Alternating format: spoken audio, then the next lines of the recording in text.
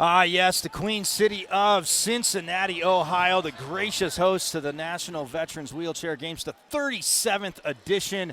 And, man, yes, the weather has been amazing. We've been inside the convention center a little bit, as you see here, the Duke Energy Convention Center, and now the basketball gold medal game as we are here. And I am here, actually, again, with Sean Castle, again, not from the TV show, but a very talented basketball player himself, going overseas to France. And, yes, he will graduate from the University of Alabama. Okay, moving on to this game, though, Sean. No, it's great to have you on. But the gold team undefeated, right? The green team 2-1. Yep.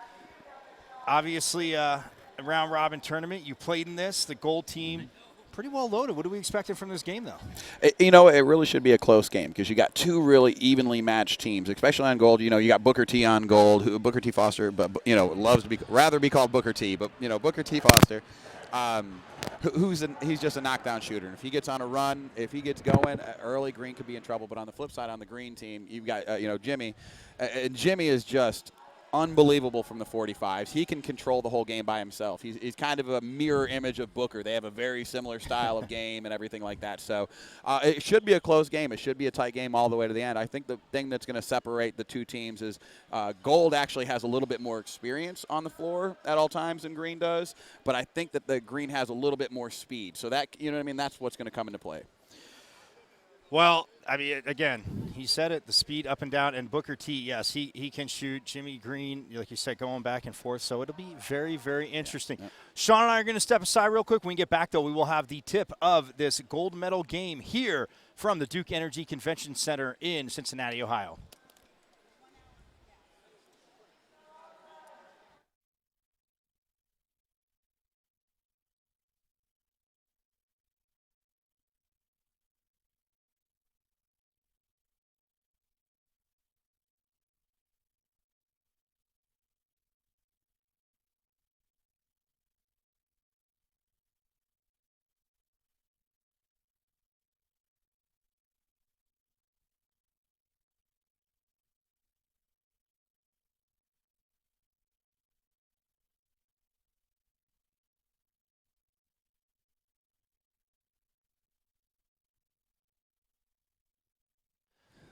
Back here at the 37th Annual National Veterans Wheelchair Games, the Wheelchair Basketball Championships. Again, you see the Duke Energy Convention Center in the Queen City, which I've been teasing everybody in the fourth quarter. I will tell you why, if you did not know, and if you didn't cheat and look it up, why Cincinnati is called the Queen City.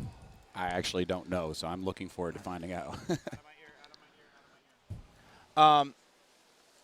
As the teams come onto the court, and well, let's get to the starting lineups for gold. Team gold, I have 00, Carl Morgan. Number 14, George Norton, who's a pitcher in softball. Saw him out at softball earlier. And then, of course, the aforementioned Booker T is on the court, number 1. And then number 12, Steve O'Brien, along with number 4, Harold, again, the best basketball name, Harold Hack. Harold Hack. We're not going to call him Hacks today because I misread it. It's Hack. It's Hack. That's absolutely awesome. So that's the starting lineup for the gold team. For the green team, we have number 14 on the court. George Kellogg, number 14. And then 00 is Stephen Carter. Number 13, Jimmy Green. Sean mentioned him in the open. And then number 5, that's Jason Long on the court. And can't see on the far side. The ref's, that is number 12. Number 12 on the far side. Larry Moses is the 5 for Team Green as they're getting set to go. Again, 2 20-minute halves, just like college basketball. College basketball timing there. So 2 20-minute halves, and they are set. Again, he is Sean's here because he's a very talented player. Plus, he knows a stickler. So if there's any, I guess, more so traveling or stuff like that, I'm going to let him take it away. But he's going to pick out little things here. And so the gold team, man, staying undefeated. Again, tough to do in a round-robin tournament. It is. But they're, the thing with the gold team, and most especially, is they've got a mix of great shooting, talented big, and a lot of veterans presence on the court at all times, which is, it's tough to beat when you got that combination going, because we played them tough on Wednesday night. We played them tough within 2 or 3 points late in the game, and they just had that veteran presence, that had that tough mental fortitude to push through as Booker T comes flying down the court. Oh, nice. Oh, nice up there by Jordan. Norton. I love that. The honeymoon, it'll never get old. It'll never get old. So that being said.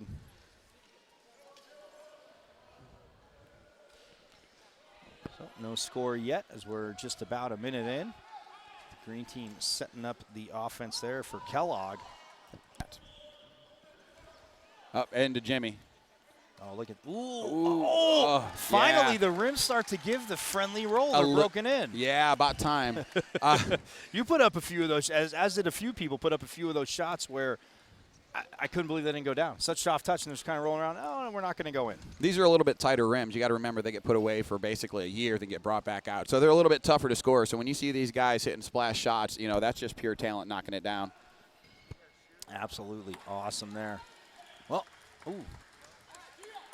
And I forgot to mention during the opening, number 14, George Kellogg. He's a very experienced basketball player, has a very nice shot, but he is a ball handler. And that could be one of the big differences between the two teams. If Green wants to hit gold here, they're definitely going to have to depend on Kellogg and Jimmy. The shot goes up. No good, but the green team is the visiting team. Gold team is a home team, but Green got the first hoop, so they're up 2-0.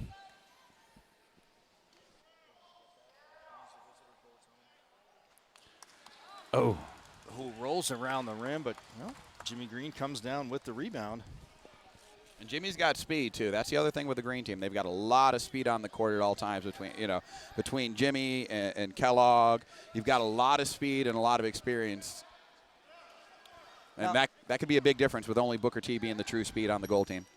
And we talked about, I mean, you're allowed a teeny bit of contact with the chairs. They're not going to call every little ticky-tack thing. Oh, look at the one-arm fadeaway there. He was rolling back the fadeaway by Jimmy Green. Makes it 4-0 in favor of the green team. Well, Jimmy Green on the green team. Exactly. And Jimmy's got a lot of motivation this year. We actually played Jimmy in the gold medal game last year, and Jimmy put up a heck of a fight, and his team put up a heck of a fight, but they came a little short. So he's got a little extra motivation to try and win gold this year. So Booker T gets the first hoop for gold there, and again, he's drawing a lot of attention, like you said, Sean, because he's if you leave him alone, he will put up 30. Well, he's the engine that makes the goal team go. If you're going to try and if you're Green and you want to win this game, you have to find a way to shut Booker T down, because if you don't, he's going to put up 30 and it's going to be over. But if they can find a way to try and put double on him and make someone else beat him, they've got a chance at it. Ooh, little tough handle there by George Kellogg. Oh, tries to throw it down low to Stephen Carter. Here comes that speed. Yeah, Booker T puts it away off the glove. Look at that touch.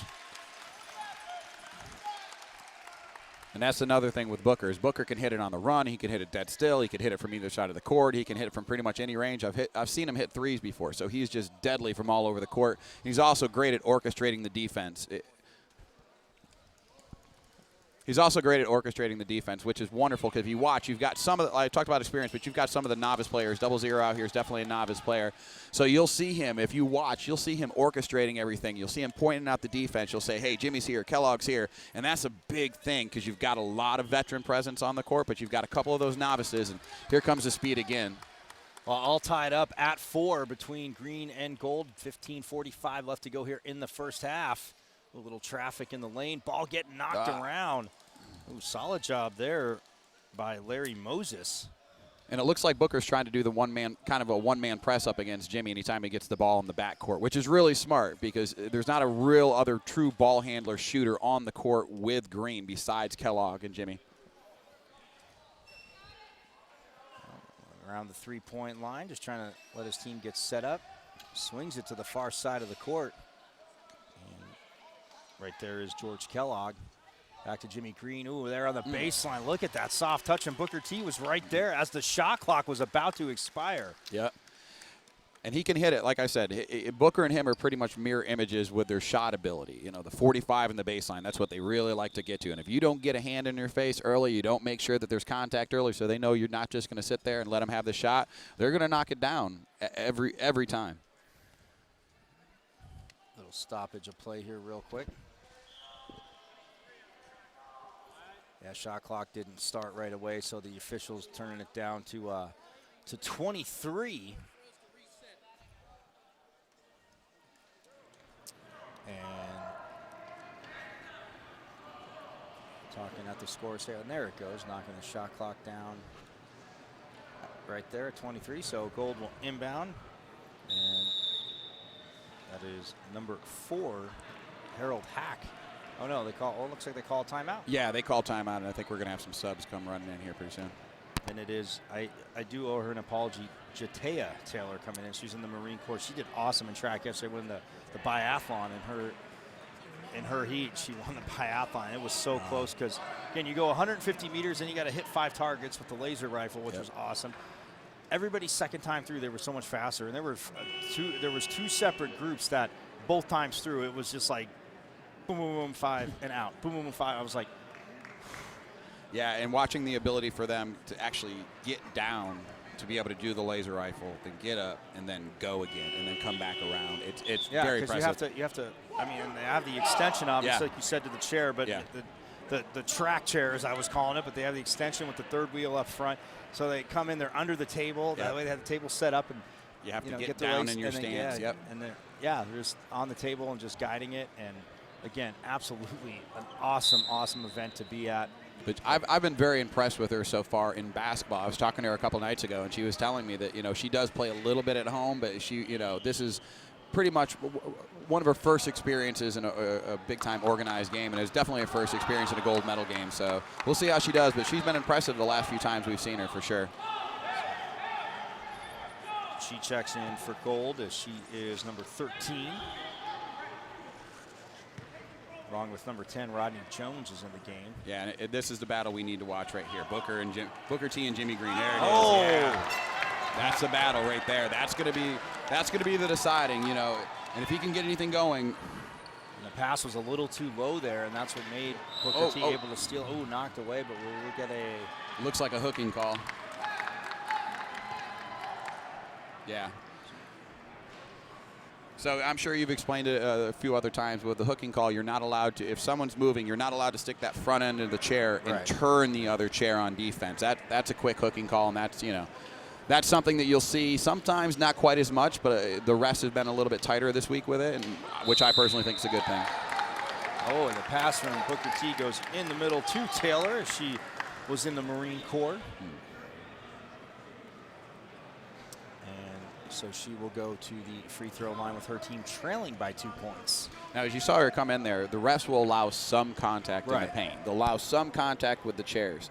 But anything where the chair itself or the person in the chair gets moved around more than a couple of inches, that's when they're going to call it. And as you saw, they moved the front end of her chair pretty significantly on that when they hit her. So it's just like in regular basketball. They'll allow some touching. They'll allow a little bit of contact. But whenever you're moving the person off the spot or whenever, the entire body gets shoved out of the way, obviously they're going to call that. And that was an easy call. And you guys are better, too, because you're not flopping.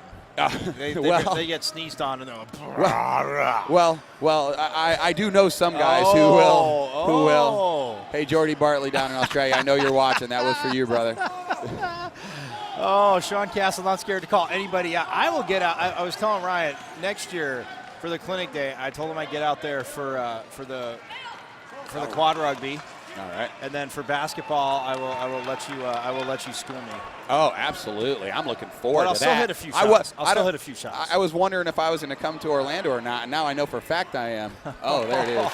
Well, I mean, we'll put it up on like sundevilnation.com when I school you. Well, do they even have a website out there? I didn't know. Shout out to Sun Devil Nation. Come on, look, I said Roll Tide. Can't you? You did, and I said, come on, and I said bear down for you. So there we go. Do you want me to go War Eagle? You want to go back to the War Eagle? Oh, here we go. It's starting early. So 6-6 to score. Oh, look at that! Look at the flip. By Kellogg. Yeah, the pretty by beautiful Kellogg. spin. And George, like I said earlier, that could be the difference between the two teams. Is on green you have a true number 1 and number 2 ball handler between Jimmy Green and George Kellogg. On gold you've got Booker T and some really good pieces around him. But that could be the difference. If they can slow Booker down, that's what's going to make the big difference between the two. And we see Paul Stewart out of the Marine Corps, number 15 for green. He checked into the game along with number 11.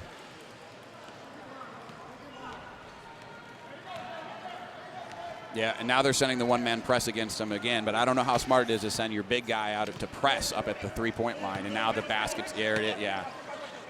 And now the basket was empty, and you had your big man out there. Oh, pretty pass. Yeah, and Booker's speed, again, is evident. You can see Kellogg's got some speed to him. Jimmy definitely does. But Booker's at another level with his speed.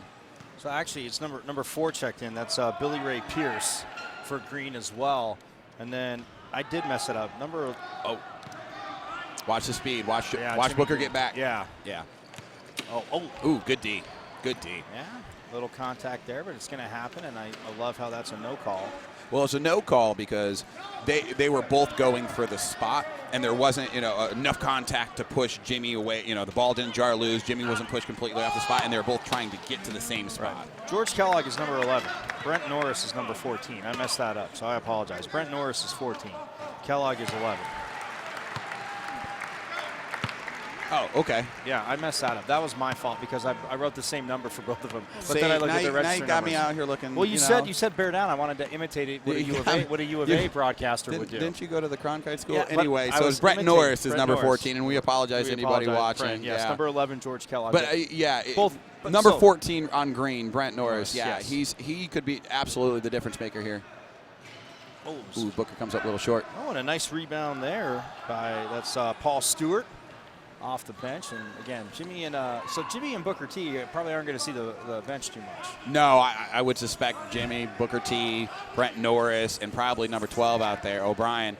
They're probably going to be on the court for 40 straight minutes. If I'm either of those two teams, that's the line. You have to have those two on either team in at all times. Yeah, O'Brien's a heck of a shortstop too. It is softball. Yeah. He was gobbled. Oh, you watched some of it. I did. Yeah. As the shot is up and Jimmy in. gets low. Yeah. Jimmy gets underneath, but shortstop, and of course, we were talking about it all game. He was literally vacuuming up everything, and one time I'm like, oh, the short routine play, and it bounces off his, he had it in his hands, but it hit his chair. It hit the chair and bounced out. The only one that he had, but still, I mean, he is literally a vacuum. Yeah. He's a vacuum out there. Yeah, and anybody who watches softball, broadcasted a couple days ago knows it's not easy. If you're at the hot corner or you're in the shortstop in a wheelchair trying to get down, and some of the rockets that are hit off of in softball. Well, look at the replay of Jimmy Green's last hoop. The nice handling there by Norris. See, the thing, though, I don't understand is if you're a big and you've got Jimmy Green down low and you've got Norris all the way out at the three-point, it's hard for him to recover back down. And now, you know what I mean? Well, there was a different play, but it was harder for him. He was in the same situation where he was all the way out past the three-point line, and he was trying to pick up, out there. He's trying to pick Norris up there, but you leave Booker T low with you leave Booker T low with Jimmy Green, and that's a one-on-one situation where you need your big in there. Booker's a great player, but if you've got a big who can reach back, get that hand up, I think it's Stephen A. Smith on ESPN that talks about hand down, man down. Yep. Hand down, man down. And Booker can't get back up into Jimmy's face, but if Norris can get down on the block, get his hand up, that's great. Why he's all the way out by the three-point line, I'm not quite sure. Well, for Team Gold, Booker T still on the court with Carl Morgan, Jatea Taylor, George Norton, and Steve O'Brien are the 5 on the court for the Gold team. Who's on offense? Booker T. Oh, just a little bit long. Nice rebound there by Stephen Carter, who's on the court with Jimmy Green. And if you saw that little veteran move there by number 14, Norris there, a little bit of a tap to the side of Booker T's chair to get him to roll back just enough to where the refs won't call it, but enough to throw him off his shot. Well, it did throw him off a little bit, went a little bit long, but again, so Jimmy Green on the court along with, you see Brent Norris handling the ball into the game. You see number 12, that's Larry Moses, who's coming down the lane, gets the ball. Stephen Carter. And at number 3, as the shot clock goes off, but number 3 is Marcus Alston Leggett, who is on the court as well. And look at Booker T flying up the court, getting cut off by Norris. And a little bit too much bumping there as a foul's called. Yeah, that's where I was talking about. If you watch when he came down, they're allowed to go for the same spot, but you can't push him off the spot. Right. That's where they're going to call it right there.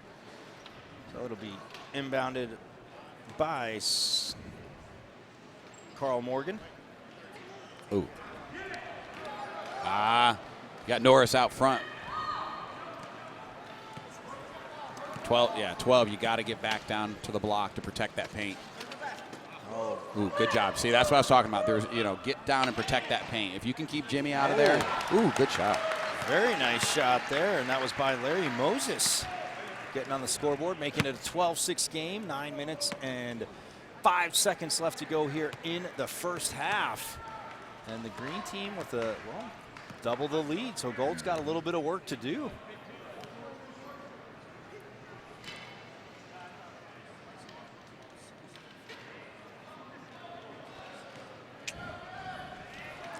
Oh, and Booker one hand. Yeah, gets into the.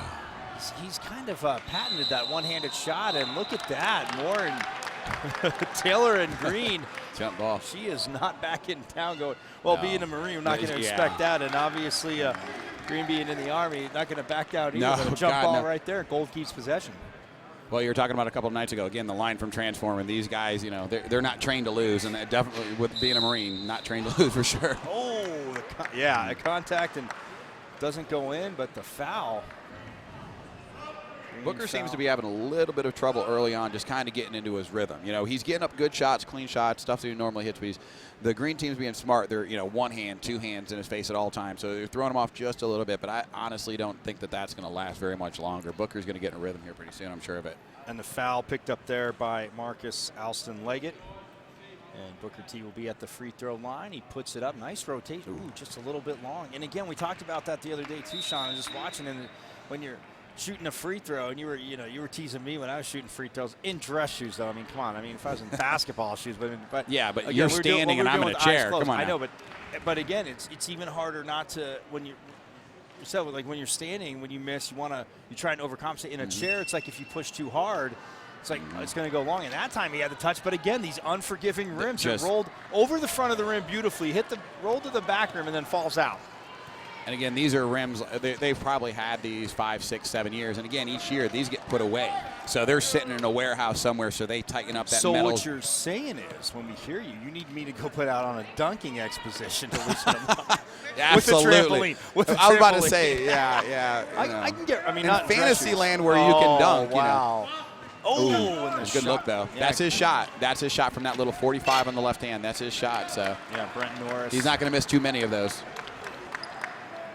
Booker T bringing it up on the left wing. Oh, has his man going down the lane, and just missing it was Stephen O'Brien. Right there is where the bounce stop in wheelchair basketball. If he'd have hit that little bounce stop, he would have had the time to actually get up over the front of the rim rather than rolling to it, and Booker drops one. Yep, again, Booker T with the shot. I believe the assist was from George, number 14 out there. And George, George Norton, we've been talking about it.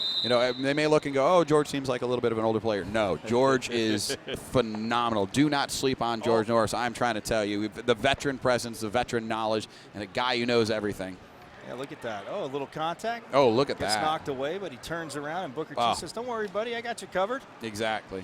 Kisses it off the glass, makes it 12-8.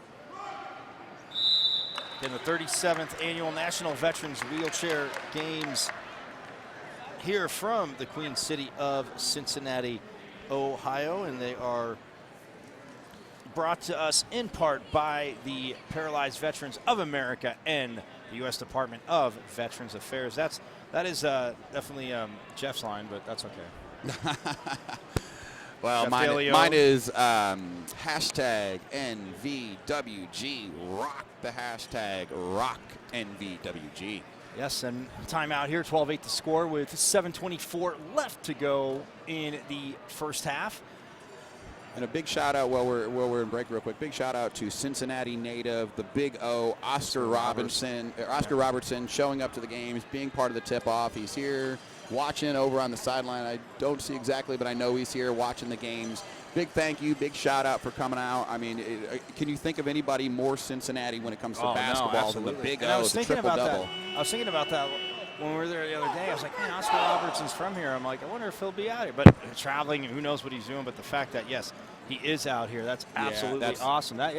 Awesome. It'd be great if we get, especially with hook up a conversation with him. I'm going to try with halftime. We'll find him, see if we can get him to come over, do a little commentary. But especially with him being big in the news, James Harden with the triple-double beating his record. Russell Westbrook. Russell Westbrook. Yeah. Apologies. Harden was close, though. He was only very close. Yeah, Russell Westbrook, yeah. But still, the originator of the triple-double out here showing support for the vets. And he averaged one, the season, but still for a 5-season stretch, he averaged a triple-double for 5 years. For 5 years straight. Back when you could actually, when you played defense, there's a little more contact. Now there's no three-point line. Exactly. But that being said, either way, but still, I mean, that's absolutely amazing. Back when it wasn't an 82 game All-Star season, you know. No, there's defense in the NBA. But you got it's only by the same 5 people. But back to action. There it is. Oh. Jimmy Green with a beautiful pass to Jason Long, and Long kisses it off the glass and puts it up and in. Gold's going to have to find somebody to get a hand in Jimmy's face regardless of what he's doing, constantly trailing him, always on him, shadowing, because if not, he's going to eat him alive. And you know what? I got to give a quick shout-out. We're talking about Team Green as Gold has the ball. That is Steve O'Brien with the hoop. But we got to give a shout-out to Shauna Nelson, who had a conflict with Power Soccer and is actually playing in the Power Soccer game right now. So her Green teammates wanted to make sure we gave a shout-out to her here on the live stream. Part of the team. A little collision over and back. Over and back, yeah. Jimmy Green, well. Yeah, Norris caught it just before making his way across the hat. I mean, it's a pretty easy call, but he caught it just before. And that's the thing, as you're giving the shout-out to her. All the athletes at these games play multiple sports, and sometimes conflicts happen, sometimes scheduling, you know, especially at these games. But there are men and women here who play 5, 6, 7, 8 events, so it's bound to happen eventually. You know, I'm sure she wished she could be over here, but she's probably over there rocking it, winning the gold in Power Soccer. And Joel Van Cleve, on that note, number 11 for gold, checked in. Also back in the game, and number 15, Marcus Murray. And see, Gold's got to find it. They've got to double on Booker. There's got to be, you know, the third man over here open. If you're doubling Booker, they've got to find the open man. They've got to find something else besides Booker right here. And a turnover there to Brent Morris. It's Morris now coming back up court. And again, Sean said it. Look at the ball handling. No problem going down court. Gets it over to Carter, who gets fouled. Booker T with that hard foul. Yeah, and here it's going to get a. Booker T takes a foul, makes him score from the free throw line. Pretty good strategy. I mean, you're down by 4, but yeah, you don't want to. And you know what I didn't ask you the other day? Is it 5 or 6 fouls? It's 5. Five fouls. So in wheelchair 20 minutes. basketball, So yeah, like I mean, college rules. 5 fouls. It's the same. Yeah, it's the same rules as college. 5 out. But Booker taking a foul this early isn't that big of a deal. But you know, if we stay tight all the way through this, it could get, you know, you don't want him getting up 2, 3 fouls towards the end. Lined up there, it's a little teeny bit short by Carter again, but like you said, sitting down. And Sean and I were having the Michael Jordan contest. He rolled a few off the rim in his chair with his eyes closed.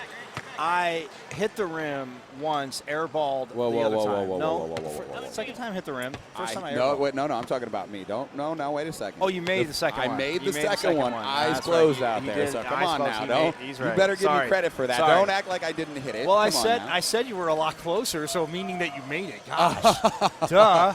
Can't even Not give me picking credit up when I'm I do throwing it. down. Yes, he made it. Second one with his eyes closed. I airballed the first one and missed and rolled the second one off the back of the rim. Oh, wide open. Oh, and he is very wide open as Jason Long puts it up. Oh, a little strong, but yeah, gets his own rebound, drops it back off, and then now it goes back up top to Jimmy Green. Somebody better get a hand in him. Right there on the baseline. Oh, there you go. O'Brien getting the hand up there. Oh, and over to Carter, who that time, puts it in, makes it 16-10 in favor of the Green. And again, like I was talking about earlier when I was talking about with Gold, if they're going to double Jimmy or if they're going to double Booker, there's always going to be an open man somewhere on that court. And if they can find him, that's easy money. But that's part, you know, the guys who are on the backside of it getting those passes have to knock it down just like he did. Booker T, look at the soft touch. Yeah. Well, didn't even get a chance for a double team. Kind of had a nice little screen set up there by Steve O'Brien and hits that shot from the base. He had quite a few of those the other day when I was calling the game. If Booker sees daylight, that's going up. You know, that's his shot. Right, that little baseline, just like Jimmy's is just that little 45 shot. Gets it back to Stephen Carter. Gets it over to Long. Puts it up off the rim. No good. Oh, and Green knocks it back to Norris. Puts it up. That goes long, and that time Booker T reaches up. Ooh, ball gets knocked away from Booker T. Nice D there by Billy Ray Pierce, but they got numbers. They recovered quick. Cutting off the middle of the court. I'll see the back door. O'Brien was there. Booker T now looking up top to Carl Morgan, but keeps it. A few dribbles as Norris being really annoying. Ooh, thought about the shot. Goes to O'Brien. Oh, off the rim and pulling down the board there. Stephen Carter. And like you said, I mean, you're just meeting your team basically the first day. So the fact that these two are here, now at least there's a teeny bit of the chemistry. You guys are getting, all right, I know if he gets there, like you said, with Jimmy or Booker T, he's open. Or, hey, who's that secondary guy I can look to when he comes in? Oh, and the green team trying to do what the gray team did. We had the awesome rugby. Had to kind of end that pretty quick. But that being said, it was absolutely awesome to see the overtime game, and I know David Heil loved it, so hopefully, he just said yes to me. That's awesome. Hey. Hopefully we get a double overtime in the basketball gold medal game. Hey, I've got all day. Let's play two. You know what I mean? What, Ernie Banks, Mr. Let's Chubb? Play two. Yeah, let's play two. Why not? Yeah, just like Ernie Banks. That's the spirit of the games, Dave. Come on now. He said he might come over here and have words with me. No. I got your back. I can protect it. Don't worry. The guy in the chair will protect it. Don't worry. Yep.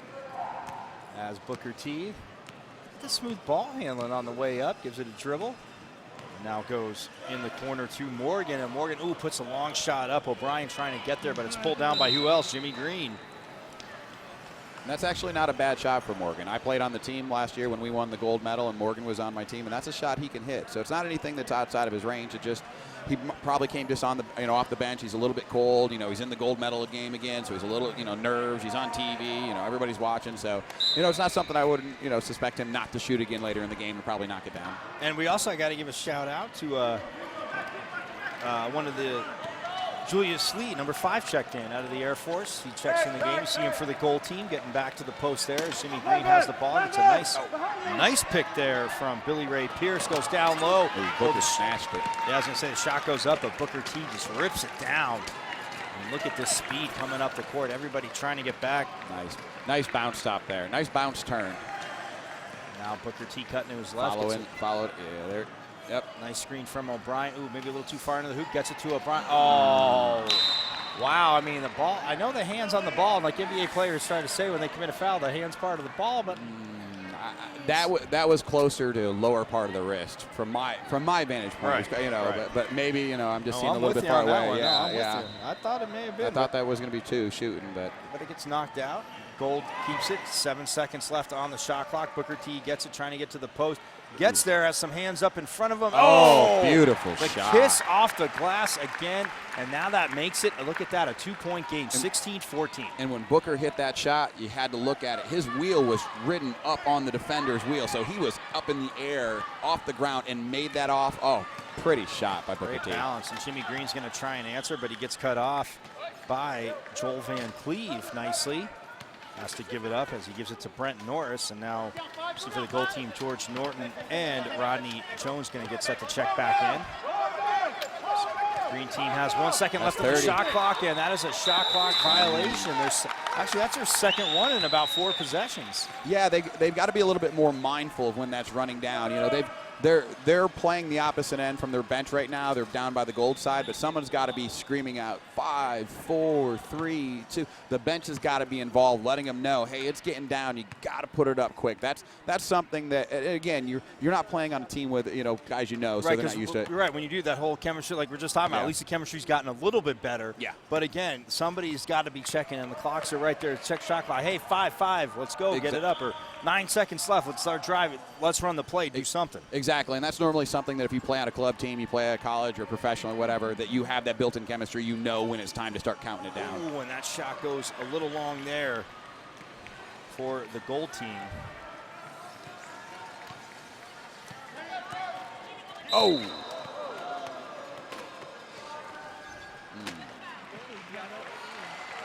So, hear the collision there.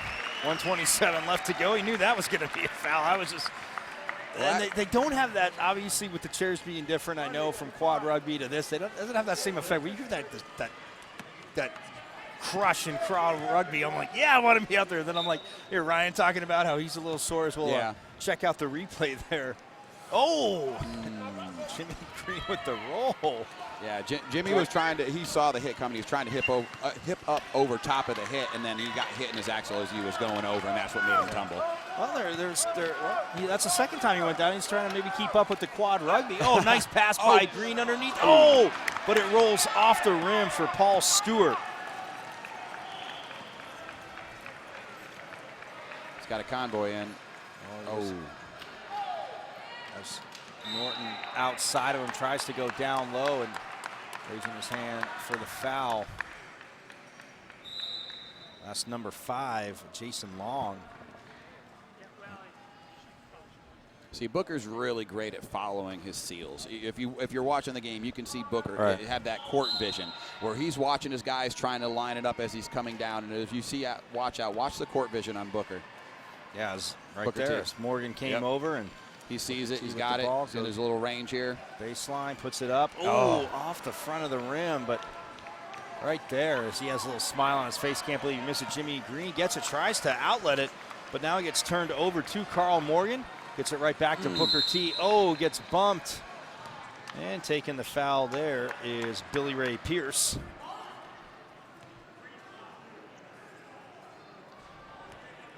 Yeah, the holding call. So 26.9 seconds left to go in this first half. 16-14 the score. Let's see if Green leading over Gold 16-14. Oh, right down to Norton, puts it up. Oh, had the right idea, was open, just left it a teeny bit short. Oh, well, the final 18 seconds. Oh, and they're going to, they get, a little tangled up there. Yeah, he was reaching forward to try and knock that out of Norris's lap. Norris had sat it there for a half a second. He tried to swat at it, and when he did, he reached forward. He lost his balance. He doesn't quite have the core to keep himself up and tumbled right over in his lap. As we're helping him up, we'll check out the replay. Jimmy Green, look at, no, I'm sorry, actually that was Pierce with the pass. Yeah, watch, he tries to reach out and grab it, gets tangled up, goes over. Oh, yeah, once that momentum, you're right, you're saying he's trying to keep himself up by grabbing the other player, but yeah, it's. And that's actually a foul. You can't tip over and then propel yourself back up off a player. That's an immediate foul. So 13.9 seconds left to go here in the first half. It is 16-14. Man headed to France to play basketball. Sean Castle sitting next to me. Must get me the English gig of that. That's part of his. I've already sent an contract. Email. I've already sent an email to be broadcasting with us here on wheelchairgames.org. I'm glad you got the memo to wear blue, so we matched today. Yeah, I saw that. I saw you a little bit earlier. I was like, I better go change. Yeah. Booker T now with the ball. 3 seconds left. Gets it to Morgan. Oh, off the glass. The rebound. Oh, his time expired. He still shoots it again. He's so. Oh, he had it. What a great play. Close. As that shot was put up by Carl Morgan. And then down low, it looked like Rodney Jones had it. So frustrated. Oh, no, they're going to call foul. So there's no time. Everybody's got to go to the bench. I mean, usually if there's no time, Jones would be the only person on the free throw line. I'm waiting to see what the call is. I think she's calling a hold, but I can't quite tell. It looks like she was calling it, giving the signal for the hold, but I'm not quite sure what she was calling there. I didn't see a whole lot of hacking, but you never know.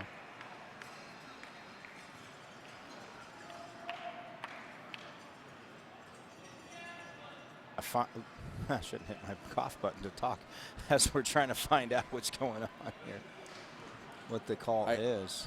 They're saying they're going to put 1 second back on the clock, but I don't know what the foul was that they were calling there. May have been a hack. He may have gotten hit on the hand when he was going up with it. Right. But I'm not sure. I haven't actually seen the indication from the ref exactly what the foul is.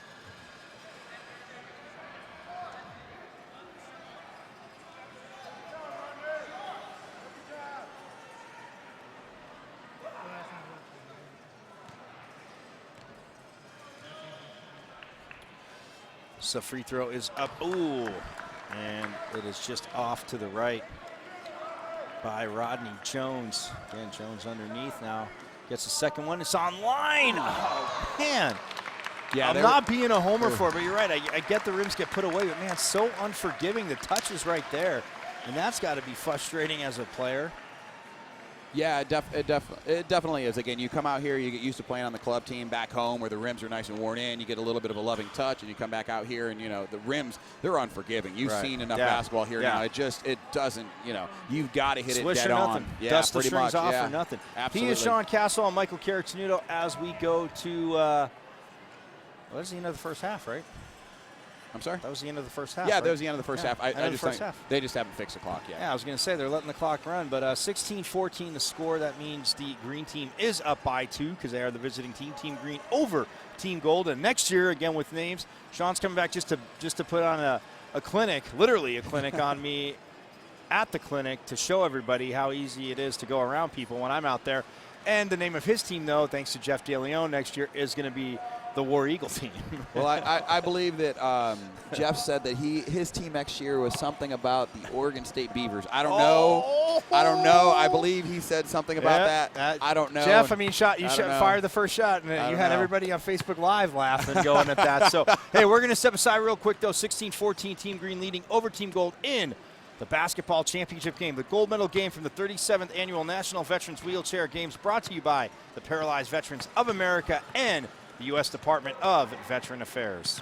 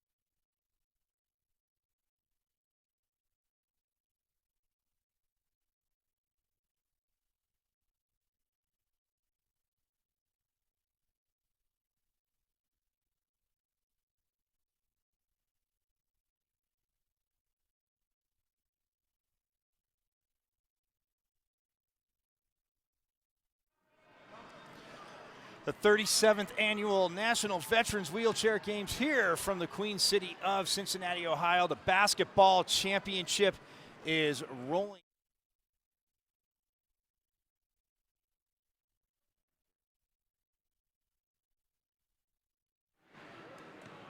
The 37th Annual National Veterans Wheelchair Games roll on here from the Queen City of Cincinnati, Ohio, brought to you by the Paralyzed Veterans of America and the Department of U.S. Veterans Affairs, along with Sean Cass. Oh, and Invacare. How can I forget? Invacare is the sponsor for basketball, bringing us this championship gold medal game.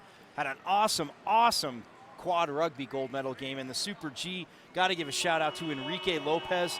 His time in that course, Sean, he had unofficial was 3:42.57. A few little penalties, but still 3:45. His 13th time trying, and he got it. But Invacare, we appreciate you sponsoring this awesome gold medal match and being a partner with the Wheelchair Games. He is Sean Castle and Michael Caracino. We're hanging out, and he mentioned Oscar Robertson. We look to our right, and Oscar Robertson is hanging out watching some hoops. And that's what I love about when people say, oh, he's a football junkie or basketball. I mean, all levels of basketball. He's from Cincinnati. As people know, we were talking about, you were talking about the triple-double, and we were talking about it. I didn't even realize he was here, and then I saw him. And again, we're gonna effort to try and catch up with him after this, because I love seeing people a part of this, and as he's being a part of it. But 16-14 green leading gold. Well, Booker T, there he goes on the break, and right under the rim. Yeah, I was gonna say. Seal. And that shot goes up and in off the glass, so now we're all tied up at 16 starting the second half. And let's get to the starting line. I saw Booker T hit that hoop for the goal team. Carl Morgan is on the court along with number 12, Steve O'Brien. Morgan being 0-0. Number 4 is Harold Hack.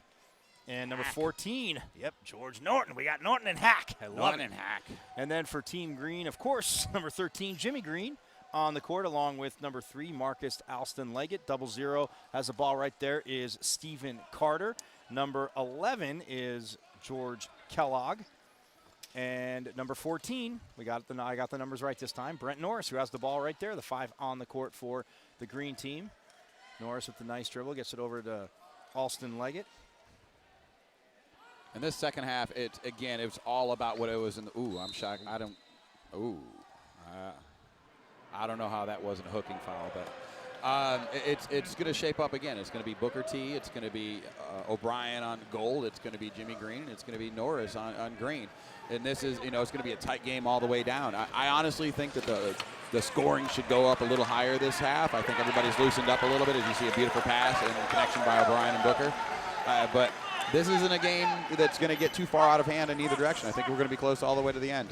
So 18-16 now, and well, that's like the first lead for gold, and I think that's their first lead all game. It may be, yeah. So Green with the ball now. Norris has it up top, waiting for his teammates to get across. Again, like you said, looking for the screeners. He puts the shot up inside the three-point line. Bounces around the rim. Oh, Jimmy doesn't see it. Yeah, Jimmy. Just a bad bounce. Jimmy turned to his right. He just seen it come right to him. Yeah, and he was starting to get back on defense. He was starting to get back on defense, and you're right. Had he looked, it would have been completely amazing. It would have been completely amazing for him to get over to that ball. But again, you want to get back on defense. Well, you have to. If you have somebody, again, like Booker T, who's got that speed, who can exploit it. If you don't get back on defense, you're just giving up 2 points every time. If you leave that wide open like this, see, there's nobody back. And Booker's got speed, but we'll see if, he was able to get back. Down. The shot there by Morgan was just off, but the green team gets it. Why is this? They didn't reset the shot clock because it changed possession. So. And here comes that speed. Gold's got numbers here. Booker T flirting on the line. Gets it to Morgan, and that time Carl Morgan. Booker T. What I was going to say, Booker T flirting with the over and back. The tight turn goes, and then he sees it, turns up right away, gets it to Carl Morgan, and look at this. Now the goal team, well, whatever the coach said to him at halftime definitely worked. Well, and again, you're talking about him skirting that. That's just high-level basketball. That's somebody who knows their chairs and know how to move it. And then Green has numbers. The miss there by Kellogg. And coming down with it is Carl Morgan. Now Steve O'Brien gets stopped at half court. And Booker T can't handle it. Nice pickup there by George Kellogg, but he turns it over to Carl Morgan of the goal team. And Jimmy's down in the back. They gets it to take Norton. Your time. Take your. As I was explaining the other night, if a player's down in the backcourt away from the play goes on. Play goes on. And hey, I'm not advocating the strategy of knocking your best player over, but sometimes it just works out for you. Norton comes in. Look at this. Look at the lefty scoop. Gotta love that. Making it 22-16. Gold. Team Gold has the lead. Man, look at, you said experience, but look at that. Just the scoop with the nice, easy spin. Yeah, well, that's the experience of knowing that there's nobody around. I can take my time, and the thing with George is that's a shot he likes to make. That's that little scoop.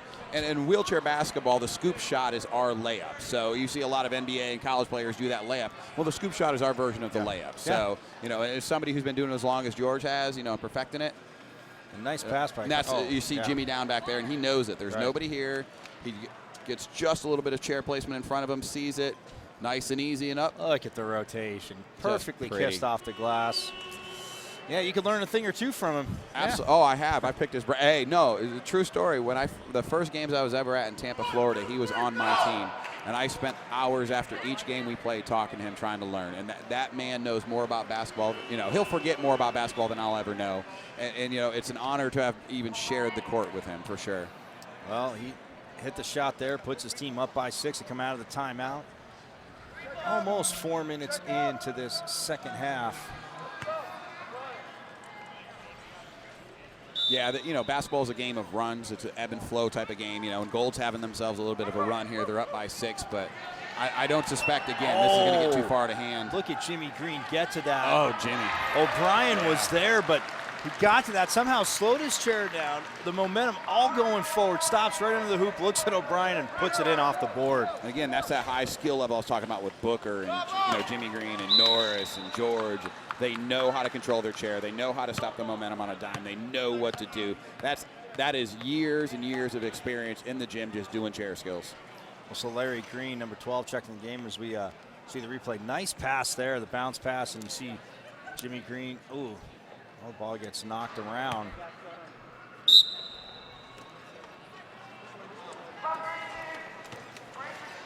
So 22-18, Gold leading.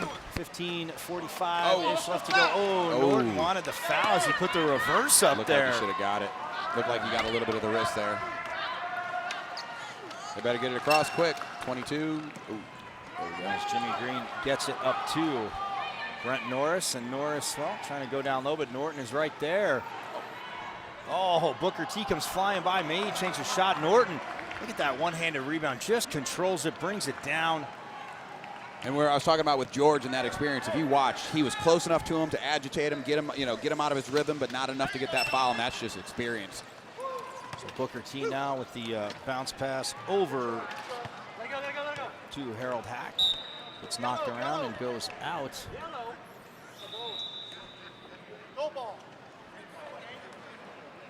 We got an equipment timeout here.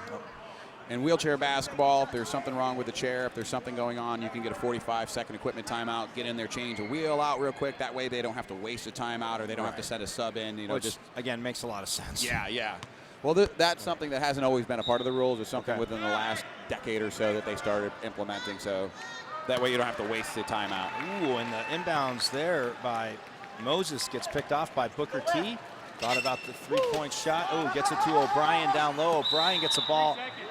Knocked away, but no. Good call. You say no basket. What was happening is if you were watching, Norris was in the paint, but 0-0 was hitting into a sixth wheel.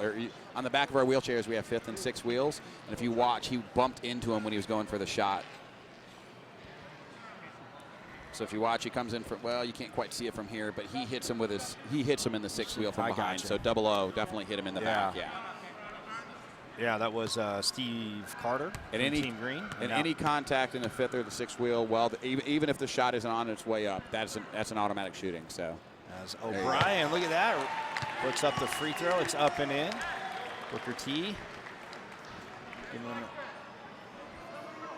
And I may have been called for that foul a time or two doing the same thing, so I have a decent understanding of what was going on there. So Steve O'Brien now roll forward, puts up the second shot. Ooh, just a little long. I think we got a lane violation. Oh, that's what they are calling, lane violation. So but he hits one, so he makes it 23 to 18. In wheelchair basketball, it's the same thing as it is in able body. You can't go into the lane before the shot is right. released. With us, however, you are allowed to have your front casters in, but the big wheels can't touch the line before he releases it. So here comes Jimmy Green. Got to get something going. His team down by 5.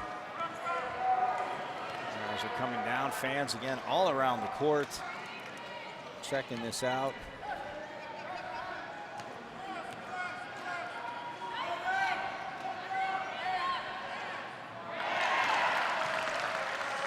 Nice pass there. Very nice. Look at that hoop off the glass.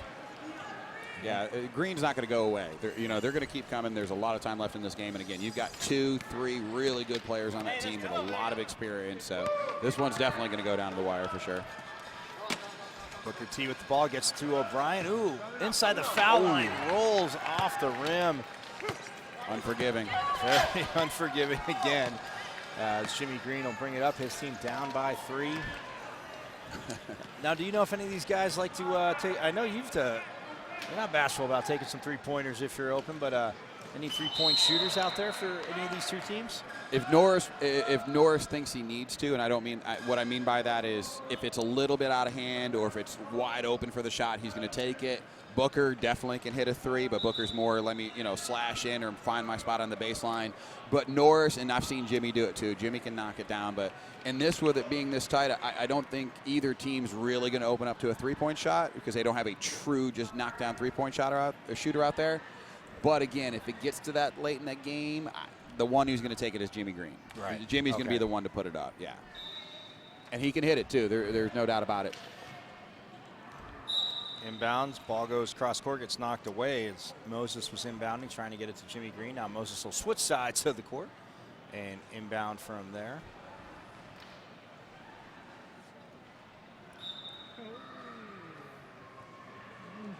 Moses trying to get it in. He goes up top. Norris will have it at the top of the key. Oh, nice move there by Norris. Yeah. As a double team, that means somebody's open. Oh, it knocks off 2 players, and Jimmy Green trying to get there. Thought Jimmy was going to run out in the crowd there. That's why you pay for the floor side seats, though, right? Of course. Courtside seats, yeah.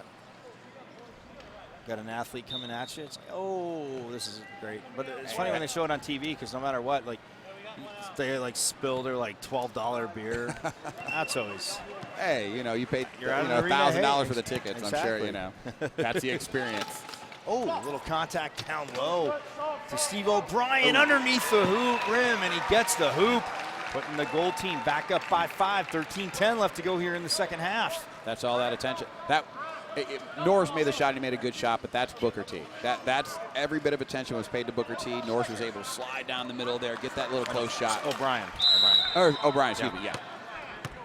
Yeah, O'Brien was able to slide down the middle there, but that whole thing, part and parcel, is to Booker T being able to hit those shots early in the game. And if you notice, you have the 2 best players on Green slide out open. Norris is able to slide in the middle. Nobody's paying a whole lot of attention. Gets perfect position. Money. Yep. Steve O'Brien with the hoop. Ooh, a turnover, and Booker T takes it in. Now that makes it a 7-point lead. Again, and like you talked about, in basketball, seeing a little bit more press than you would in rugby, but they got to get across. Oh, it's thrown, but and almost getting there was Larry Moses. And now, check it out. We see the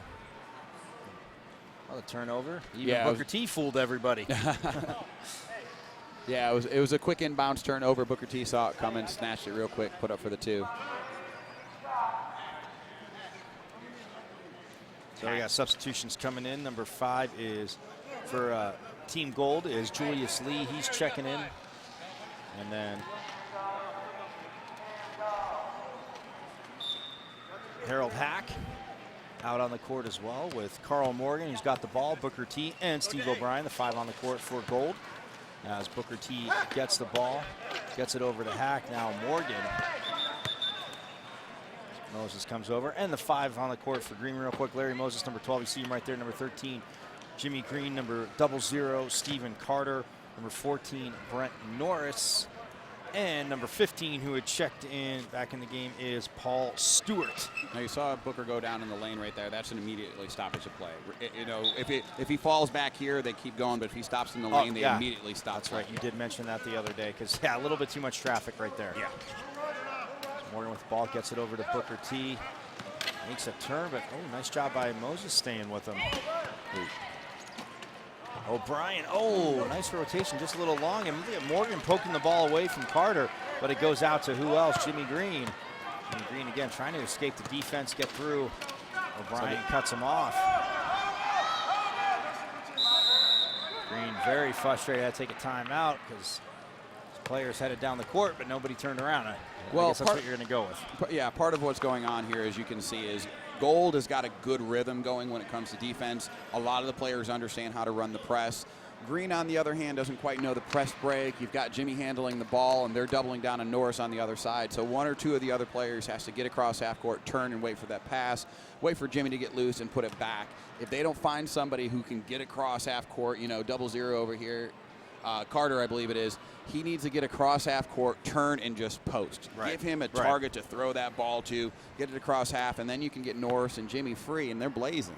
But naturally, wheelchair basketball, you're going to be just a little bit slower with the ball in your hand. You got to get the ball out of Jimmy's hand and then let him move and then get it back to him. Well, we definitely want to thank the Paralyzed Veterans of America and the Department of Veterans Affairs for helping us bring you the 37th Annual National Veterans Wheelchair Games, the Queen City, Cincinnati, Ohio. And real quick, big shout out to everybody who works at the Paralyzed Veterans of America, Department of Veterans Affairs, who puts this on every year. They do an amazing job. There are literally hundreds and hundreds of people behind the scenes 2 years in advance making sure that this comes off, that these 6 days of competition go off flawlessly as they have again this year. And absolutely, except for the rain that we had for track delay yesterday. I mean, but they can't control the weather. So, I know they weren't doing a rain dance, but except for the rain. Other than the rain, Cincinnati. It's been Cincinnati's been amazing. Right. Everybody, phenomenal job. All kidding aside, a phenomenal job. I thought that was the going to over be a and back, but yeah.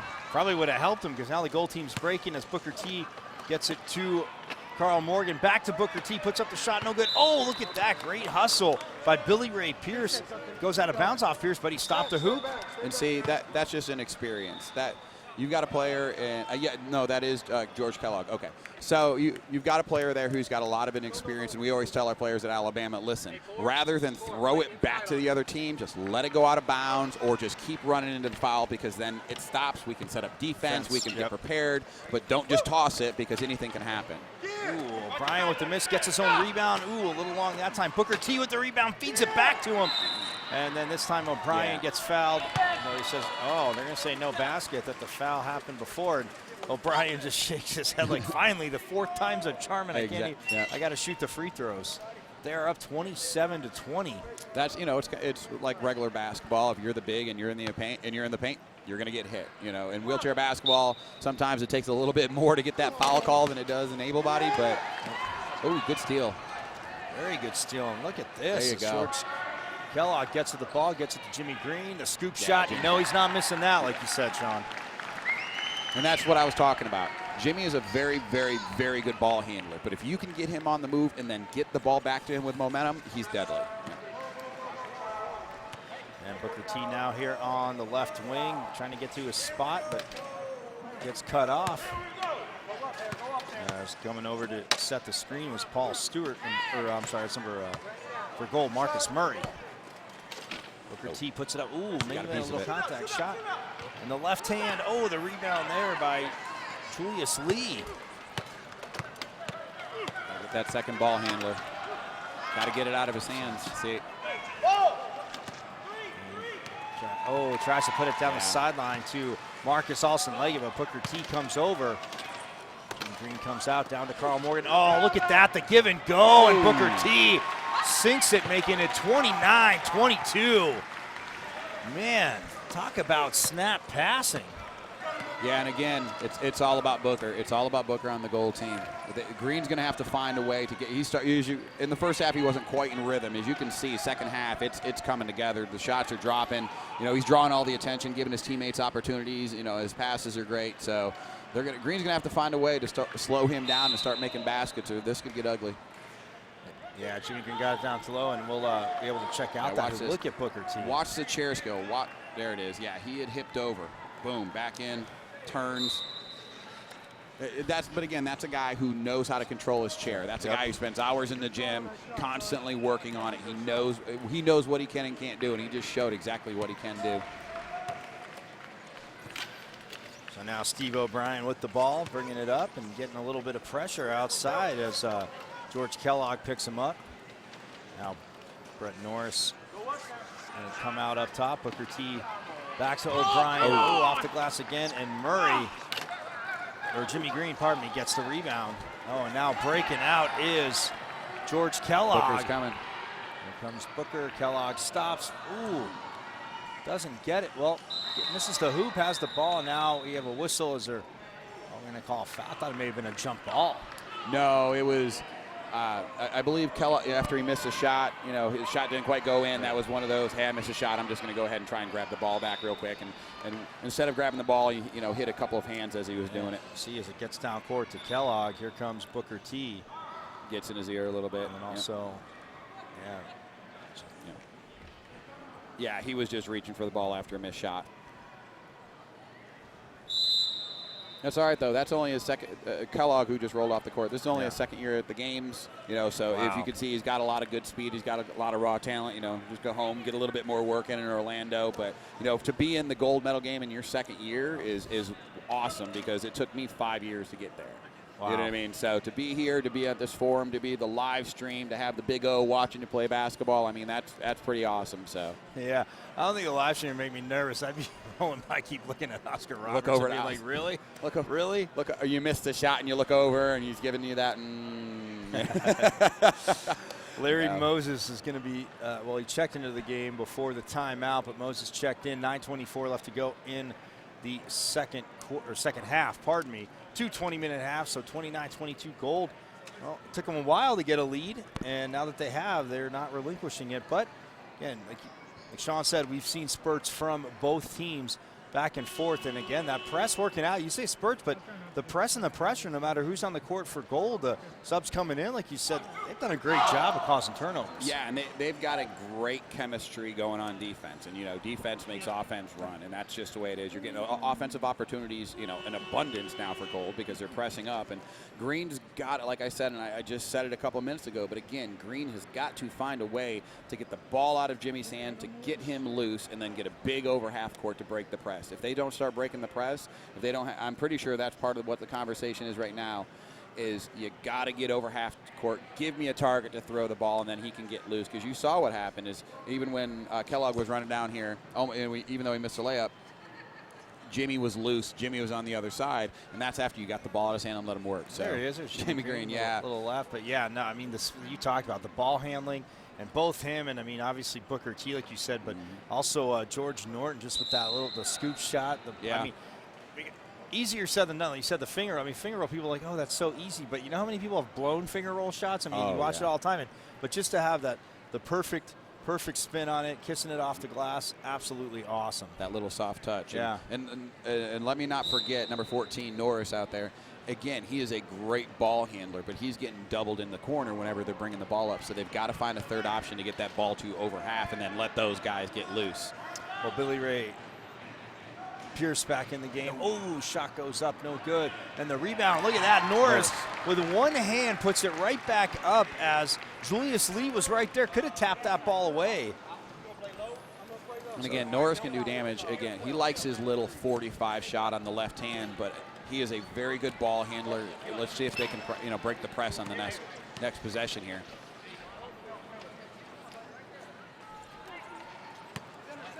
So Morgan with the ball now gets it over to O'Brien, but the defense is there. Checking in the game, Jason Long, number 5, and that's a shot clock violation. Ooh. Did that reset after the last shot? Whoa. Yeah, Jimmy Green's trying to say it didn't reset. Yeah, I don't think it reset after the last possession. I think Jimmy's got a good gripe here. That was a quick 30 seconds for sure. Yeah. Or Booker's got a good gripe. Sorry. Booker, yeah. Oh, they're going to call the foul. The shot was up by Jason Long as Carl Morgan was coming over. Carl was still moving, so Right, Carl's still moving. They're going to call that on the defense every time. Surprise, surprise. Even adaptive sports favoring the offense. Us people that like defense. Hey, No. When we played Gold Wednesday night, we played Gold in the back end of a doubleheader. Better, yes. You had to go, yeah. We played them tight for a really long time, and anybody who wanted a defensive battle got one, because I think we were, 10-8 at halftime with me and Booker on the court. So, but you know what? Sometimes, again, the ball just doesn't fall, as much as you'd like it to. But a lot of it was, I know Booker really well. Our teams matched up really well. We had a very, it was a tight game because we all knew what the other one was about to do. So, the dams finally broke loose a little bit in the second half. And, as you can see here, it's kind of what's going on with Booker, too. So that free throw rattles in. 29-25, Gold leading Green. And the basket counts. Make it 31-25. And that's his shot, the baseline and that deep 45. He's going to hit it. And the foul is called on, that is number 4 from Green, Billy Ray Pierce. Yeah, Booker's a guy who knows his spots on the court that he likes to hit. He knows how to get there. And he also knows how to get that snap pass into his teammates and to get them open. So it's no shock to see him doing exactly what he's been doing the last 3 games. And Green's, again, if they want to keep this game, close going into the last couple of minutes, they've got to find a way to slow Booker down and then break this press. And then see, you've got Jimmy running clean here. Booker T did miss the second free throw. Oh, and the shot goes up there by Billy Ray Pierce. That's a hook. Yeah, we'll see in the replay the foul when him making the shot and getting the foul. It was a nice screen there from Long. Yeah, they gave him way too much daylight on that shot. Nothing. Yeah, that's dusting off the strings right there. Yeah. And that's the thing. If you're trying to slow Booker down, giving him 3 seconds to turn and eye up his shot. His shot. I mean, he's going to hit that all day long. Booker T is he's dirty from that far. It's just free money for him for sure. Oh, another free throw that rattles around all parts of the rim and just pops out. Gold with the rebound, and now here comes Booker T up the court.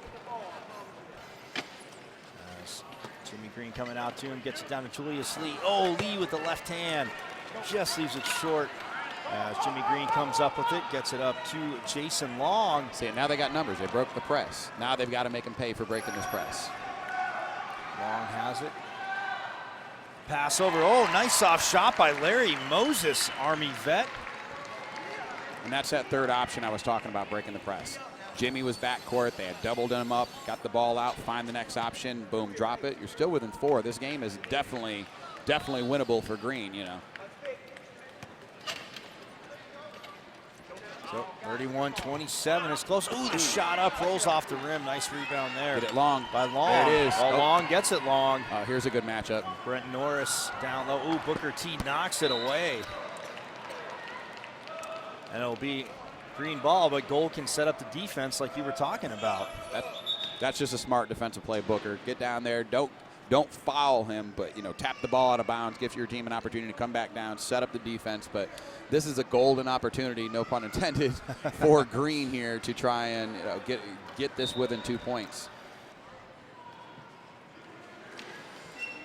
As Jimmy Green with the ball, team down by 4 again, just hanging around, keeping it close. Pierce with it up top, gets it back to Jimmy Green, but Booker T is going to be his shadow. They're going to be each other's shadow, as they have been. They better get a shot off here quick. Better get a shot off. 3 seconds left on the shot clock. Get a shot off. Nope. Get it. Oh, and it's blocked by Booker T. And, yep, that's right, the shot clock violation. Again, Sean noticed it. You heard him saying it right there, but no communication. And again, you're trying to do so many things, but you got to have that one person off the ball looking at the shot clock. You got to have somebody paying. I get what you're saying. Or you got to have somebody on your bench, because now you're playing in front of your bench. That's not the guys on the court. That's the guys on the bench recognizing and then yelling out, ooh, as Booker hits another one. Wow, what a shot by Booker. That was his 45 money shot. Yep. That's what he does. But if you're Green, you've got to have guys on the bench who are paying attention to that clock. You've got to have them noticing. And now you've got the 2 options. Jimmy needs to get the ball out of his hand. There we go. Now they can work. Larry Moses with it, gets double teamed. Ooh, and knocked away there by Steve O'Brien. And there goes Booker T breaking. They got numbers. Oh. Brent Norris gets back, gets it to O'Brien, who is able to gain control, gets it back up top to Morgan. Morgan again will send it over to Rodney Jones. Play a little two-man game, little weave up top. Oh, shot clock under 10. You can hear Gold yelling out 10 seconds, which is what Green needs. Green's bench needs to be doing. They need to be way more involved in this game. Yeah, it's definitely not out of hand. Yeah, I said a player on the offside of the court, but the bench needs to be looking at that too. Yeah. But they get the turnover, so Jimmy Green gets across half court. Ooh, bumps into Carl Morgan, but keeps his dribble going. Oh, and Booker T, look at that, looking like a safety, just baits him into making that pass, sends it over. A few numbers, Booker T gets it to Morgan, back to Booker T, and well, like you said, he's not missing that layup. No. And that makes it 35-27. And I had talked to Booker before the game, and, you know, like I said, we played again in the very first game last year, and, you know, he didn't get to the gold medal last year, and he told me, you know, I'm determined. I'm going to will my team if I have to win this gold, and, you know, it looks like that's what he's definitely out there doing. He's one-man wrecking crew at this point. You know, defense, offense, pass, shooting, the whole nine, he's doing it. Jimmy Green gets, a little bump there. No call. The rebound for the Green team. And again, trying to put the follow-up back in. And the third time is the charm for Jason Long. That keeps it a 6-point game, 35-29, 4:15 left to go. Yeah, at this point in the game, I like that no call. It wasn't enough contact to really throw him off his shot, but it was, you know what I mean? Like, it's a good no call for the gold medal game. This kind, this but close. The shooters should usually get that call. Wheelchair basketball is a little bit different. You know, it really is a little bit. Ooh, what a snap pass to O'Brien, but just couldn't handle it. Jimmy Green gets over. Now gets it up to Jason Long. Get it across. Breaking the press nicely there. Gets across half court back to Jimmy Green. Look at that speed. Morgan's there. Oh, tries to get it past Booker T, but Booker T knocks it over to Carl Morgan, and now they're going back the other way. Oh, and it's going to go off of number 15 for goal. That's Marcus Murray. It was a good pass by Booker T, and you could see him pointing and going, hey, look. But the guy he couldn't just get his head around just enough. Right. And that's the problem sometimes with wheelchair basketball is you can't quite have that speed. We don't have lateral movement to go back and forth, to left and right. So sometimes if you can't turn just fast enough, it's going to go right by. And Booker threw a real nice pass, but he just couldn't quite make the chair turn fast enough.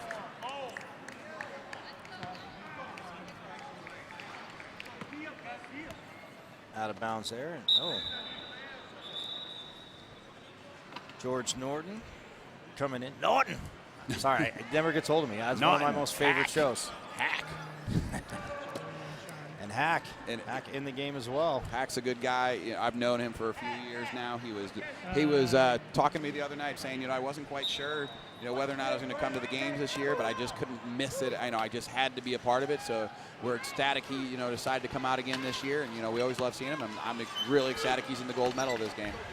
H squared, Harold Hack. Oh, and Booker T underneath to Steve O'Brien. So we have Booker T, Steve O'Brien, George Norton, Harold Hack, and 00 Carl Morgan, the 5 on the court for gold. For green, we have number 5, Jason Long. We have 13, Jimmy Green. Number 12 is Larry Moses. Number 4, Billy Ray Pierce. And also, that is number 14, Brent Norris. It goes out of bounds. Green will retain possession. Say that 10 times fast, obviously, for me. 37-29 the score, just under 3 minutes, 2:54 left to go. And Green will be inbounding. And sooner or later, Green may have to start thinking about, do we need to start fouling, as we get closer down within a couple of minutes to try and extend this game. Because unlike quad rugby, you don't have to go to a penalty box. If you accumulate the 5 fouls, you're gone. But you can stop the clock, go back and forth. And you've got enough players who, there hasn't been a whole lot of fouling in this game. So, you may want to start thinking, can we slow this down? Can we put someone on gold on the line, make them beat us there, get us more opportunities later in this game? Because with an 8-point lead, it's going to be tough at this point because you've got Booker and, O'Brien and Morgan and everybody just playing really good basketball. Yeah, and that's just playing really good basketball. Up and in by O'Brien. Wow. Yeah, he's having him a game. Big players come out in big games, and that's what's happening right now in gold so far. And now we're going to get Joel Van Cleve to check back in with about 2.5 left to go, a 10-point lead. And like you said, the fouls, but will we start seeing maybe Jimmy Green trying to take some three-pointers as he's, well, hanging out at the three-point line, looking down. A lot of time. You're down 10, a lot of time. Got to get some shots up here quick. 7 seconds left on the shot clock. Too much time. 4. And see. 2. And see, you heard nothing from the Green bench. Whereas with Gold, when the shot clock was going down, 10, yeah. 10, 9, 8, and Green bench was being silent. You know, that's people think that, okay, I'm on the bench and I'm not actually on the court, so I don't have to be quite that. You need to be as involved, if not more. You need to be paying attention to everything that's going on in wheelchair basketball. You need to be calling out, big there, shooter here, this here, that there, shot clock, the whole nine. It's a team effort to win these games, and so far I've seen a team effort out of Gold. Right. And Green's doing well, but it's just not quite together as much as Gold is. And as that is Paul Stewart. And now, well, we know why Gold came in undefeated. Yeah, absolutely. And they got a 10-point lead going for the minute and a half. Oh, knocked away, Booker T. Booker. Oh, he's going to try to get there, but that just goes out of bounds, and it will be, well, the crowd thinks it's Gold ball, but they're calling Green. They're saying Green ball. So it is Green ball. It's going back to inbound is Billy Ray. Oh, no. That's number 14, Brent Norris. Billy Ray Pierce looked like he was going to inbound, but Norris is like, nope, I got it. Gets it into Pierce. Taking a whole lot of time. Thinking about the shot, but yeah, again, gets it to Jimmy Green around the three-point line. Oh, ooh, drops it back. Trying to set up for the three. It looks like, yeah, they're trying to put a screen for the three, but Billy Ray Pierce looking underneath us, puts it up at the rim, and trying to get to it was number 5. That's Jason Long. It goes out of bounds, and it's off Gold. Yeah, Jimmy and 9 seconds left on the shot clock again. Yeah, Jimmy and Norris were trying to set up for the three-point. They're trying to get Norris, screened off so he could get a clean look at the three-point. But you're down by 10 with a minute 20 left. I mean, sometimes the looks aren't just going to be clean. You got to get a shot off. Oh.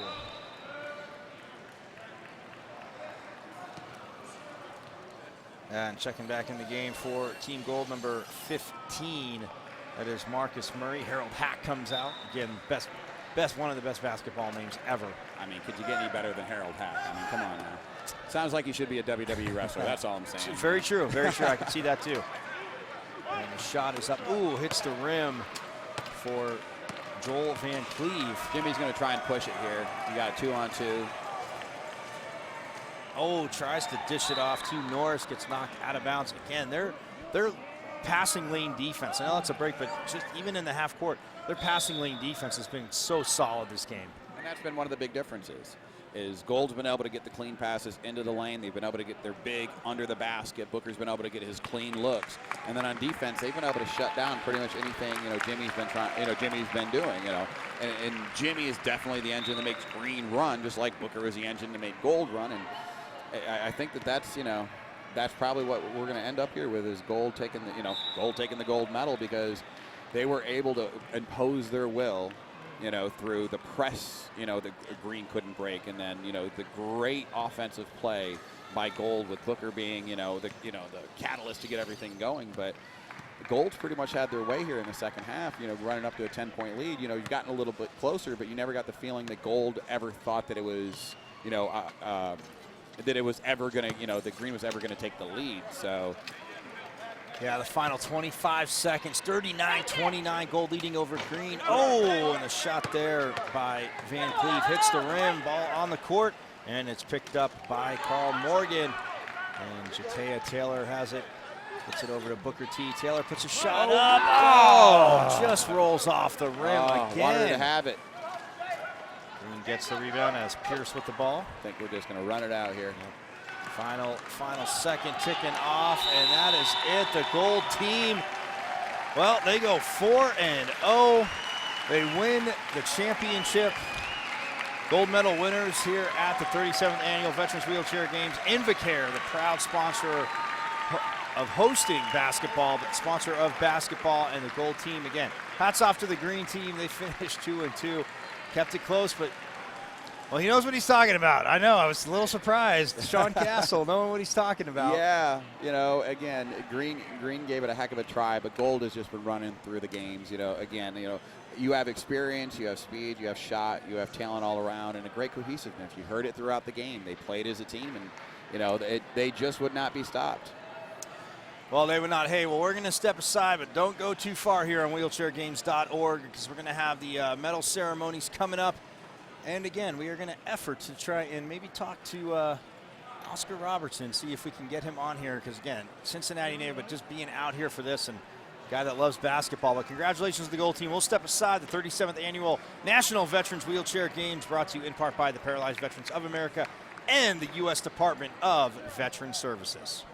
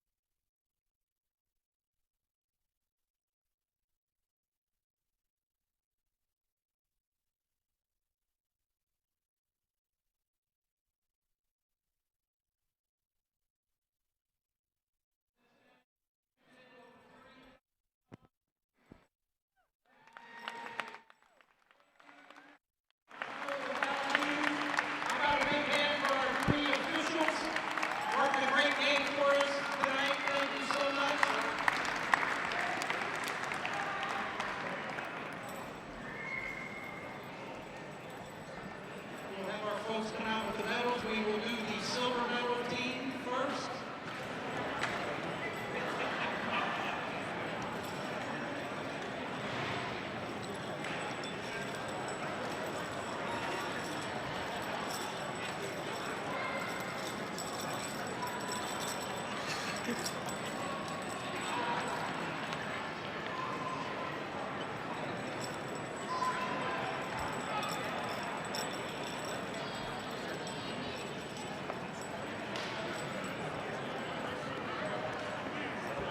Sorry.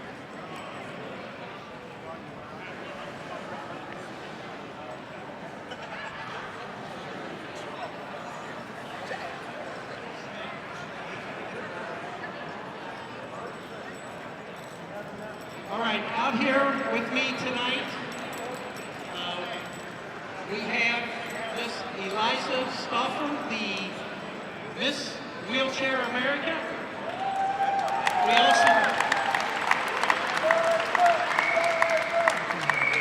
We also have our sponsor of our basketball venue, the crew of Invacare is here with us. Thank you so much. We also have Mr. Dave Zerflu, who is the national president of the PVA. Thank you.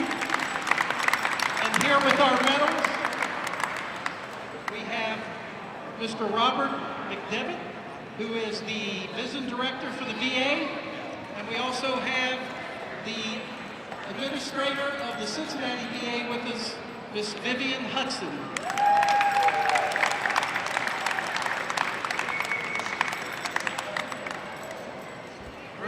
great job. I know you wish you had the other medal.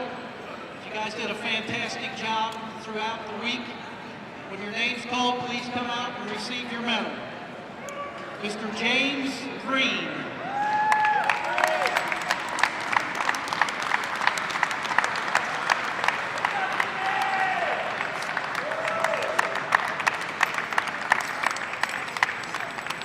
Paul Stewart.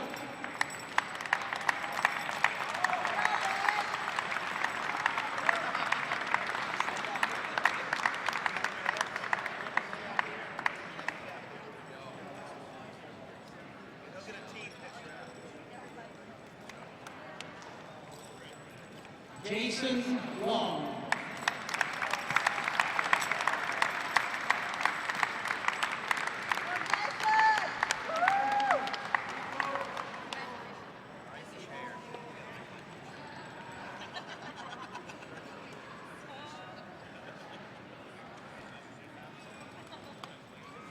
Stephen Carter.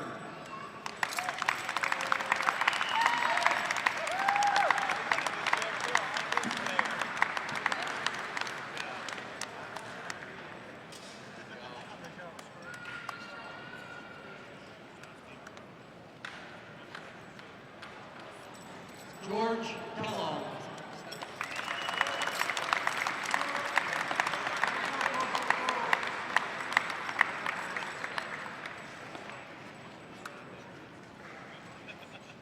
Larry Moses.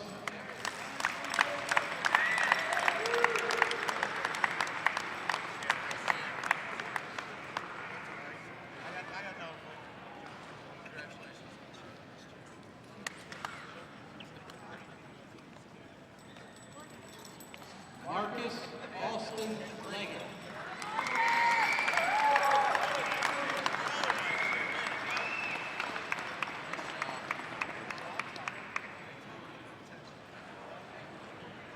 Billy Ray Pierce.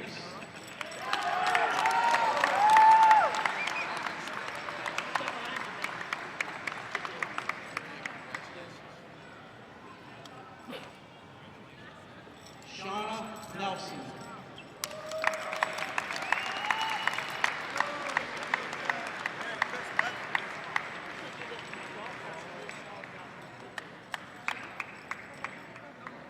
Brent Norris.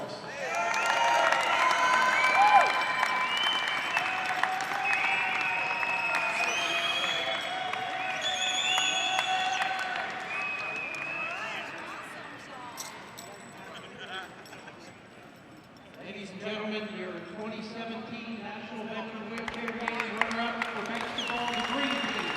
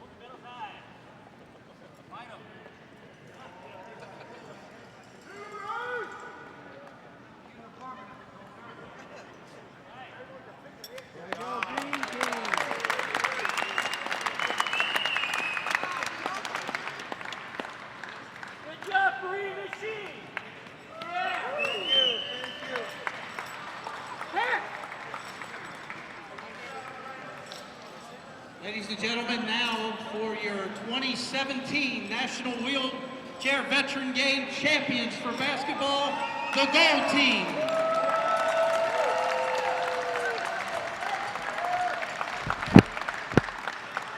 Booker T. Foster.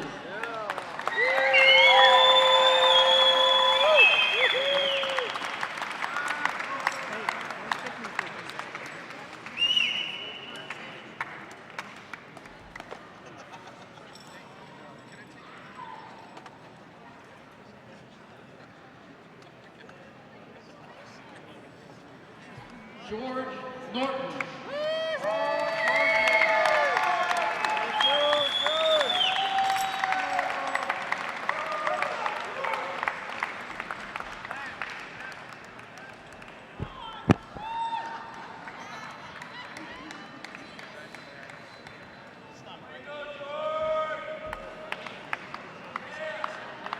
Carl Morgan.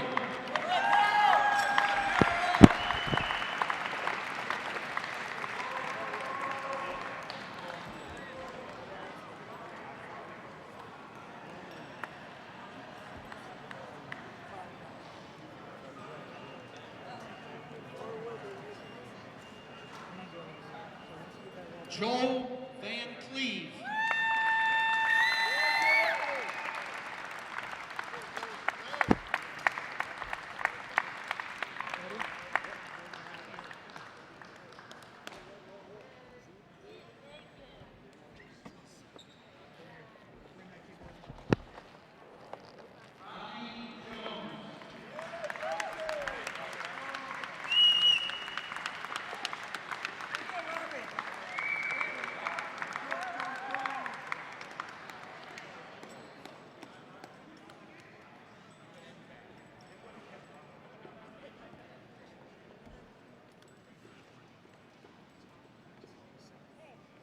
Steve O'Brien.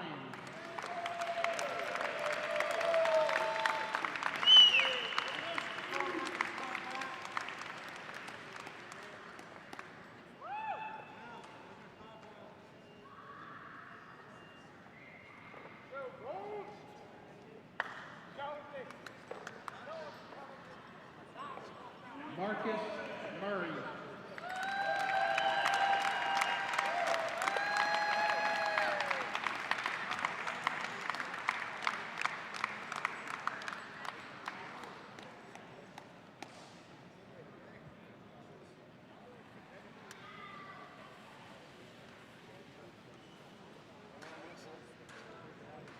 Harold Hack.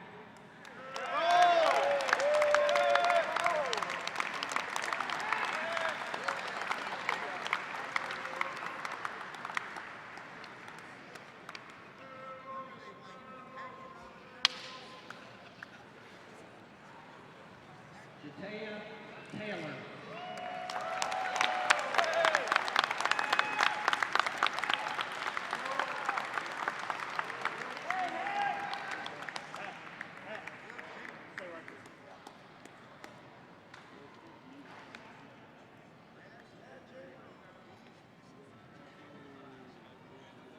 Julius Lee.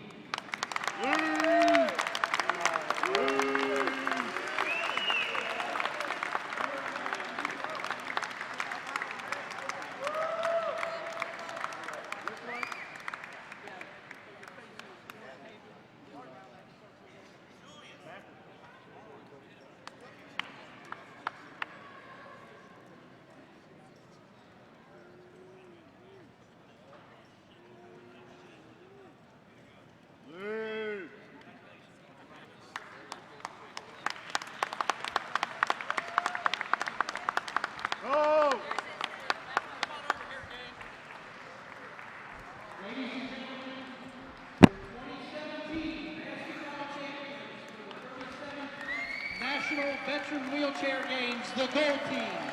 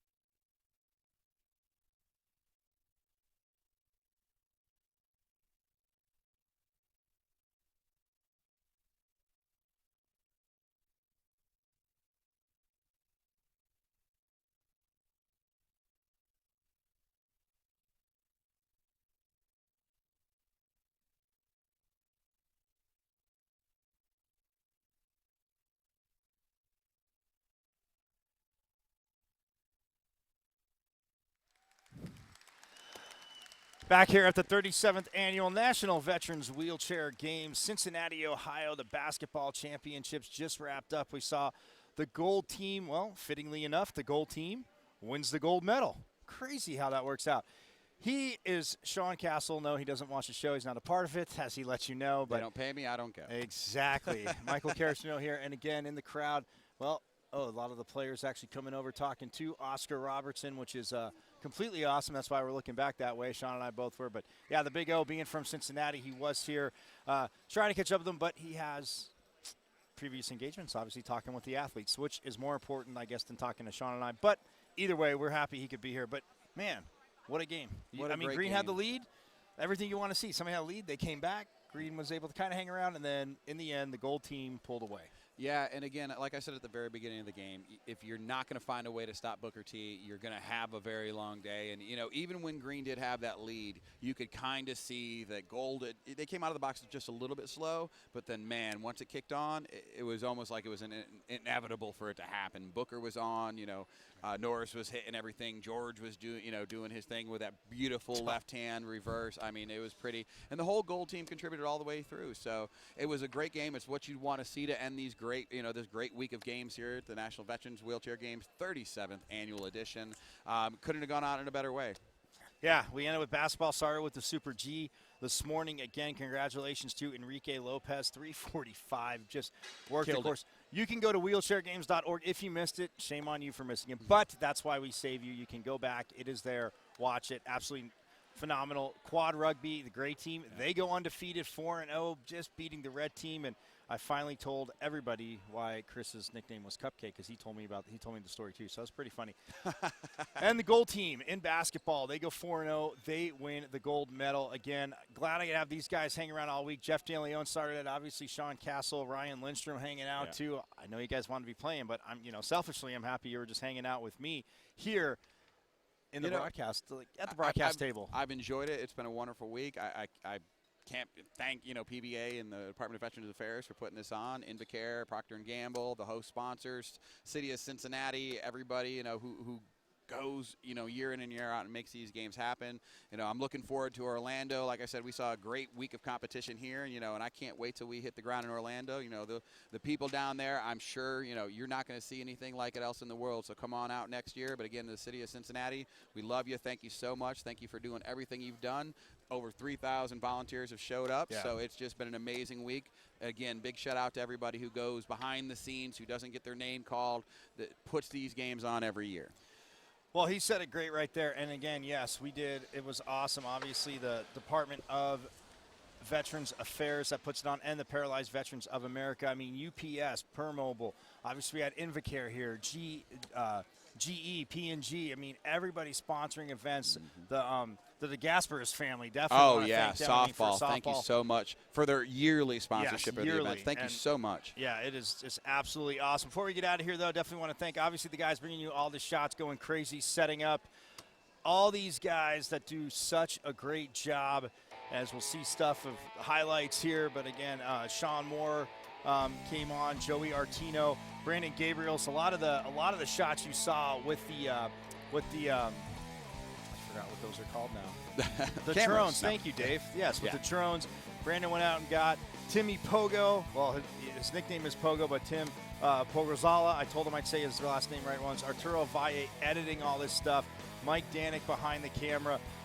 Did a great job. We picked on him all week, but he's a newbie. He deserved it. So, anyway, that being said, and, of course, David Heil. I know I drive him absolutely crazy. We didn't get overtime in basketball like we got in quad rugby, but basketball was helpful enough to delay the start a little bit to this gold medal game. So we appreciate that because, the courts were close but had us set up. And, again, such a great thing there seeing the Super G. But, again, for Dave, Tim, Arturo, Mike Danik, Brandon, Joey A., Sean Moore, this guy did a great job. Sean Castle, obviously, I want to thank Joey,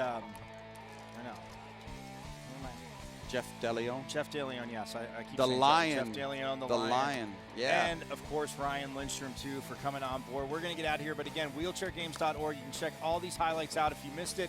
Oh, well, shame on you as you see the quad rugby. You missed great stuff. But for all the boys, I'm Michael Caracino. We're going to get out of here. Good night from Cincinnati, Ohio, the Queen City as we put a wrap on the 37th Annual National Veterans Wheelchair Games, brought to you in part by the Paralyzed Veterans of America and the U.S. Department of Veterans Affairs.